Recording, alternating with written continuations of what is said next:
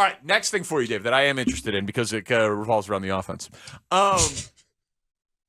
Brian Flores, they blitz like crazy. One of the highest blitz rate teams in the league. Play cover zero more than almost every team in the NFL. What do you think about Justin Fields' readiness to handle that number, that volume of blitzes on Sunday? There's two sides of it. When a team blitzes, and I was surprised last week that Washington ran as much man coverage as they did. Yeah. Because when you play man coverage, that's the easiest coverage for a quarterback to identify and to make a decision on. And the second thing, if you got a player that's better than theirs, you've got an advantage if you're playing man-to-man as compared to zone. So last week, Washington was playing man, and DJ Moore just turned those corners around and got open and made guys miss, and there wasn't any help. Result, touchdown, big plays. Now, with that being said, to me, the interesting thing that I want to see with how Brian Flores happened, if you go back and you add up all of Justin Fields' completions, if there's one guy that I'm not going to let catch half a dozen balls in this game, it's going to be DJ Moore. I mean, I'm going to find a way, somehow, to take him out of the game. So, but if you blitz, Danny, back to your point, if you do blitz, you don't have enough people to do that. You got to now match up somebody one-on-one, and Justin is, again, going to have opportunities to make throws if he gets the ball out quick, and DJ will have a chance to make big plays. That, to me, is the big chess match that I'm looking forward to seeing how Brian Flores handles that matchup with DJ Moore. So basically what you're saying is, I'm sorry, Ant, that Justin hasn't proven that he could beat zone. Well, no, I'm not saying that. It's just a lot more difficult because in zone coverage, it's up to number one, the quarterback's got to identify the zone, 2 deep, 3 deep, whatever it is, 4 deep.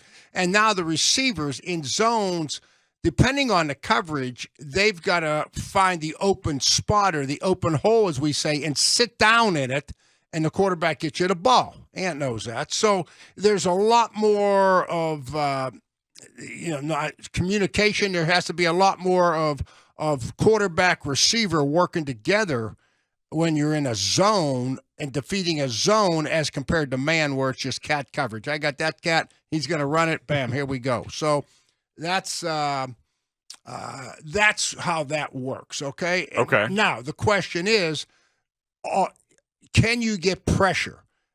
Does Brian Flores feel like with his defensive line, can they get pressure if they're playing zone and they're taking DJ Moore out of the game? Can you get pressure with your front 4 guys, or do you have to start bringing people?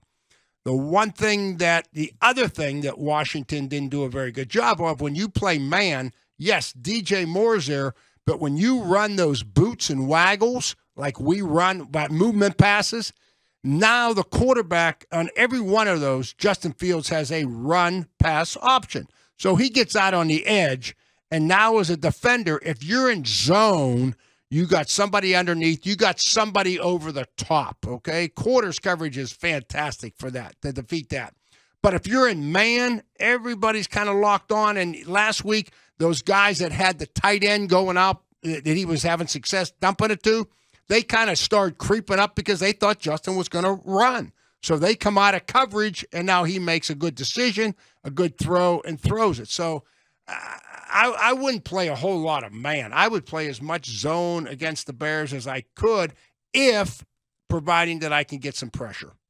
I love what the Bears offense has looked like over the last couple of weeks. And I was saying this to Danny a little bit earlier, where the idea of development gets discussed a lot from a player perspective.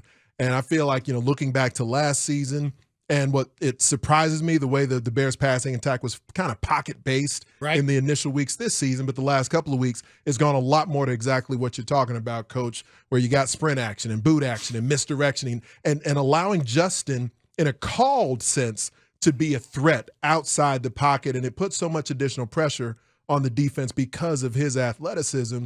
Luke Getty, to me, is showing development as an NFL play calling. Luke, going way back, right? Like, what are your observations of how the offense has progressed, and if this is showing development from him? You know what, Ant? A good point there that you're making. It's all legitimate.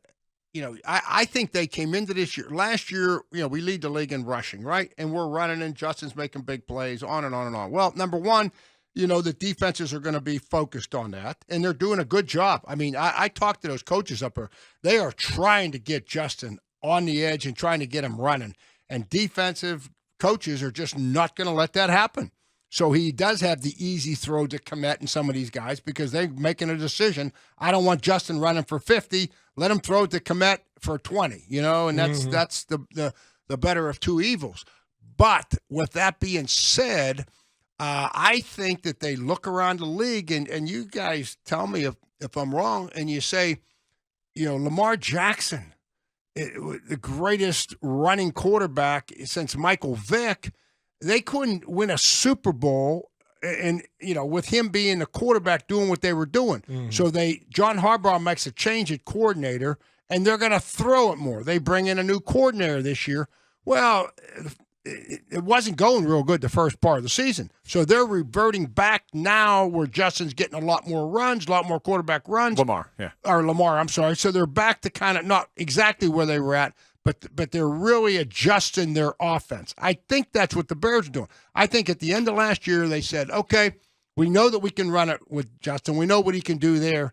But is that going to be can we score enough points, and can we do everything when we're behind can we run this offense when we're behind by 10 points and score twice to win a game? Because if we can't, we're not going to ever go far in the playoffs and win a Super Bowl. So I think they said we got to go more of the drop back pass. That didn't go very well. So now I think they're very similar to Baltimore. When you really look at these two teams and what they're doing offensively, I kind of see a very similar path that the offensive coordinators are trying to adjust enough of the drop back with enough rollout, enough quarterback run, trying to find that happy medium. I just don't know why they wouldn't have done that from the beginning. Well, what? Because you know why, Danny? I'll tell you why. Why go because all when or you're nothing? going through OTAs and you're completing 80% of your passes, and nobody's rushing Lamar, and no one's hitting the receivers, everything looks good. Everybody comes out of training camp, and then you don't play them in the preseason. Justin Fields played 11% of the preseason snaps, virtually nothing. So now everything was hee ha ha in training camp. Danny, did you get that?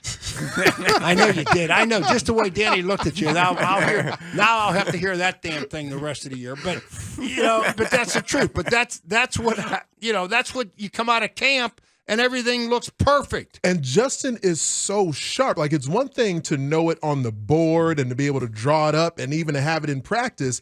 It's another thing at game speed. That's one thing I was saying to Danny a moment ago. I think Justin is so sharp where he could make it sound like, and in practice make it look like, he is fine reading the full field as much as you want, but it still takes development for him to get to the point where he can do it in game action as consistently as he was being asked to. I totally agree. And, the other thing, too, and our defense has gotten better. I mean, our run defense is really pretty remarkable. We're holding people, 3 yards a carry or something, which is really good. Well, top 10, top 15 in the league. Obviously, because of the injuries, our pass defense is not where it needs to be. But with that being said, when we start playing better defense, all of a sudden your quarterback becomes a better player. You know what I mean? And you get more opportunities, and you get turnovers, and you get shorter fields. You're not playing from behind by multiple scores. Yeah, so I mean, it's all that. Hey, what did the injury report come out today? Yes, sir. What's the running back situation? Who's our guys going into? We have none. Yeah, it's not good.